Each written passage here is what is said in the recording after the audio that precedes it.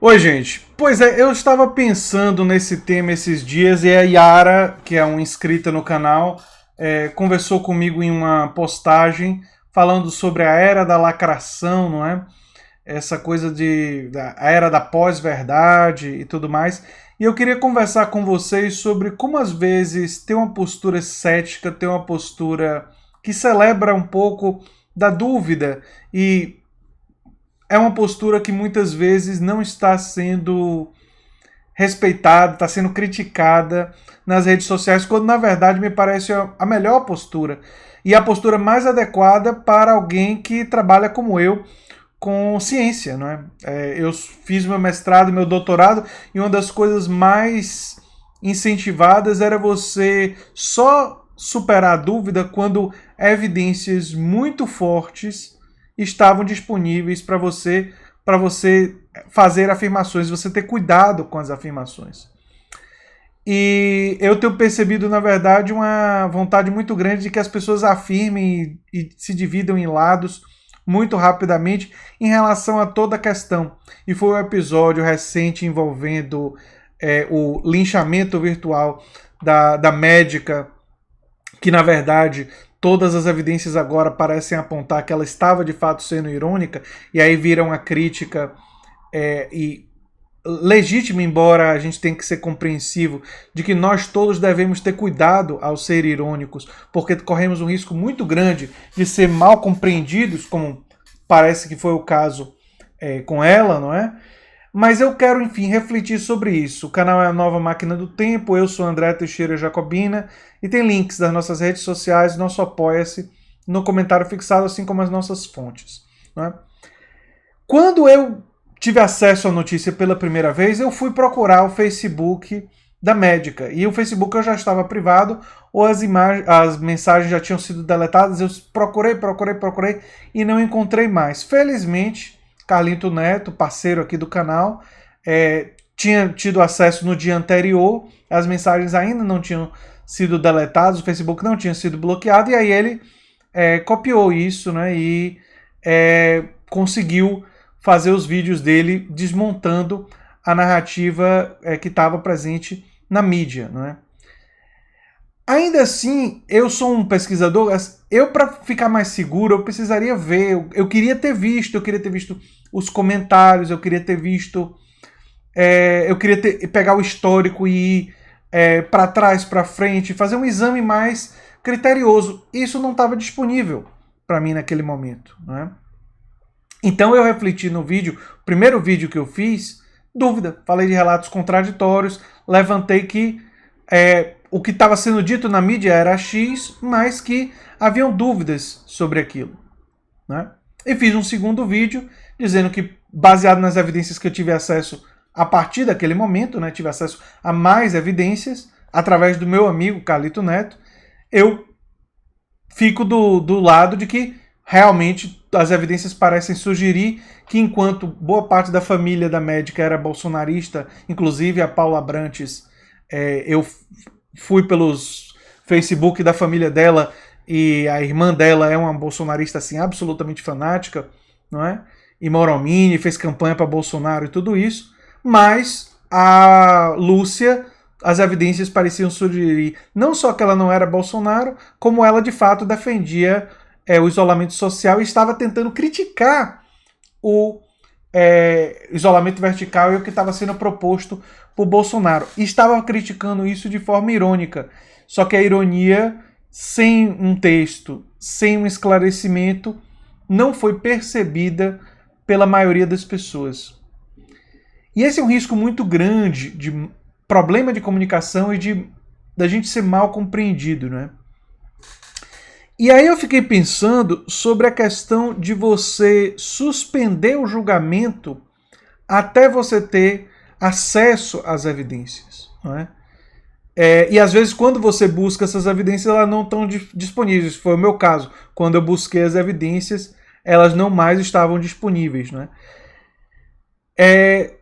Quando você tem essas dificuldades, você pode, na ciência, e eu fiz isso já em trabalhos acadêmicos, no meu mestrado tem momentos que eu digo em relação a algumas questões que por mais que eu tenha falado com gente, por mais que eu tenha pesquisado nessa questão em particular, não é possível afirmar. E o ser humano, essa é uma coisa muito interessante, o ser humano, principalmente aqui no YouTube, eu tenho percebido isso, ele não gosta quando você faz isso. Ele meio que... Muitas pessoas, não são todas, eu acho que algumas entendem sim, mas muitas pessoas parecem querer que você afirme algo. Né? E como se a pesquisa fosse possível, com certeza e sempre, levar a uma definição definitiva. Quando muitas vezes o que a pesquisa faz é colocar você em dúvida, quando faz você ficar sem ter certeza. Né? A investigação científica muitas vezes levanta novas dúvidas e novos questionamentos que você nem tinha pensado ainda. Não é? E às vezes, mesmo quando você tem evidências, quando elas são evidências parciais, elas podem te induzir a uma conclusão equivocada. Eu nunca me esqueço, na minha pesquisa do mestrado, quando eu estava investigando partidos políticos na época da ditadura, e por ler os diários oficiais da Assembleia Legislativa, eu fiquei absolutamente convencido que existiam duas facções na arena. Os carlistas e os anticarlistas. Aqueles que estavam com Antônio Carlos Magalhães e aqueles que estavam contra Antônio Carlos Magalhães. E cheguei a escrever, não foi publicado, eu escrevi uma parte de um capítulo refletindo sobre isso e cheguei a mostrar para minha orientadora. E ela não viu o problema também. E eu não vi o problema. Mas aí, felizmente, eu fui buscar cruzar informações, tive acesso a jornais da época, e quando eu li os jornais da época, eu percebi claramente que, na verdade, o que aconteceu foi que o Diário Oficial, em 1972, 73, 74, dava a sensação de só existirem duas facções na arena, porque naquele momento, três facções, os vianistas, os jurassistas e os lomantistas, estavam unificados contra Antônio Carlos Magalhães. Mas ainda assim existiam três facções e elas iriam mudar de posição ao longo dos anos 70. E se eu tivesse dito que só existiam duas, seria uma análise incompleta, seria uma análise equivocada. E aí, com base nas novas fontes, eu reconstruí o capítulo e fiz os ajustes para poder analisar aquele período. E esse é o trabalho fundamental do cientista e de quem faz avaliação, não é? É a pessoa perceber isso, buscar as informações, ir se cercando e quando vai falar sobre algo que ainda tem dúvidas, revelar a dúvida, revelar que ainda tem dúvidas sobre isso. E eu percebo que essa postura científica, e talvez seja um reflexo da baixa cultura científica que existe na nossa população, faz com que as pessoas não queiram celebrar a ideia de você não ter todas as respostas quando você quer fazer primeiro uma reflexão sobre um outro tema. Né? Naquele caso eu queria refletir sobre luta de classes e a necessidade da gente se proteger, né? Da gente respeitar as recomendações da Organização Mundial de Saúde. Então, quando você faz essa reflexão, as pessoas, infelizmente, existe um contingente significativo da nossa sociedade que, talvez por falta de cultura científica e tal, o que ela quer de você é a certeza, é a resposta definitiva. E eu, como professor, e eu me lembro disso claramente, né, quando eu estava indo em sala de aula, seja em colégio público, mas especialmente na universidade, eu brincava com os meus alunos que o que eu mais queria deles é que eu produzisse dúvidas na mente deles o suficiente para criar curiosidade para que eles construíssem o conhecimento por si próprio. E eu que estivesse ali ajudando eles, dando o auxílio para que eles pudessem buscar, dando fontes, explicando metodologias, tirando dúvidas em relação a conceitos, mas não como um professor com educação bancária, né, que está depositando conhecimento na cabeça deles. Não. Eu queria que justamente que eles desenvolvessem a capacidade de aprender e que eu estivesse ali ajudando eles a fazer isso e ao mesmo tempo estivesse aprendendo com eles, né? Até porque a gente nunca sabe tudo e a gente está sempre em um processo de aprendizado e conquista de novas informações, né? Enfim, eu acho que era uma reflexão importante para a gente pensar, porque no momento que nós vivemos hoje, da pós-verdade, uma tendência, uma tentação muito grande é a gente querer se apegar a uma ideia de que os outros estão mentindo e a gente tem a verdade absoluta, né? A gente tem uma verdade definitiva e a gente sempre sabe o que é o certo. E eu defendo uma perspectiva de uma construção permanente, de sempre aquisição de novas informações e de você sempre estar disposto a ir expandindo aquilo que você sabe sobre a realidade, não é?